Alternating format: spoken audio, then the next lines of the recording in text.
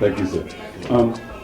You have spent your life actually fighting for human rights, especially for the minorities. How do you think the young people are doing today in terms of realizing their rights and actually working towards obtaining it in terms of voting?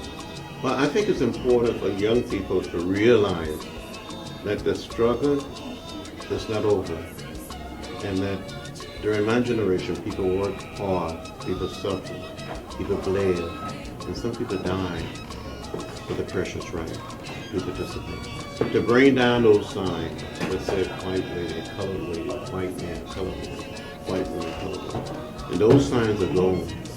The invisible sign may be still there, but the visible signs are gone. And the only place that people will see those signs today would be in a book, in a museum, or on a video. One of the laxity of fact in voting is that the young people, they don't really realize the importance of voting as per to the history. In your own words, what do you think would be a motivating factor for them? Well, people should see that because African Americans and others turn out and voted for the first time in American history, and for a lot of young people who've been born and grown up, they saw a man of color elected president of the United States. One day, they will see a woman elected. Hope for a Latino, an Asian American, a Native American. It's saying something about inclusion, that we're all one, that we're one people, we're one family. We all live in the same house, not just the American house, but the world. Young people nowadays, some of them do not care about how they dress. They put their pants down, they put comb on their hair, and they walk as if they have no personality or they have no pride in them. I know that the internet age has something to do with it. If you have to rewind the clock, what would you do? Well, I would say to young people, look what we did during the 60s.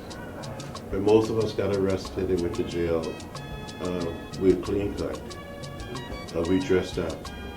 I remember the first time I got arrested, I heard that we might get arrested. I had very little money. I went downtown Nashville, Tennessee to a used men's store and bought a suit. And I paid only $5 for that suit. And I've seen pictures of me being arrested. I look good in that suit. I feel like when I see young people dressing the way they dress, the pants hanging down, seeing their shorts, their underwear, I feel like saying, son, pull up your pants. That's not the reason we were beaten. That's not the reason some of our people were murdered. Just pull up your pants. Be proud of yourself. I know in African American history, it will not be complete and correct if your name is not there. If you could reflect back, what is one thing you think you're most proud of among other achievements you have in America?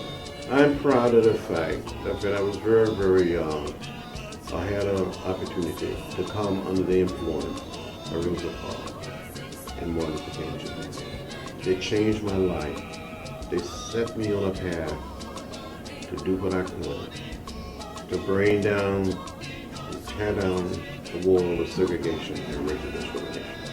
They inspired me to stand up, to be brave, be courageous, and fight for what was right. Thank you, sir, for taking the opportunity to talk with ANTV. I appreciate you. Well, thank you, sir. You're my hero. Thank you. Thank you, sir. I appreciate it's a you. pleasure to meet you. Well, good to Finally. meet you. Yes, thank you. Thank you, sir. Thank you. Thank you. Okay. You have a good evening now. You too, sir. Thank They you. want to make sure they get your contact so you can Sure. get press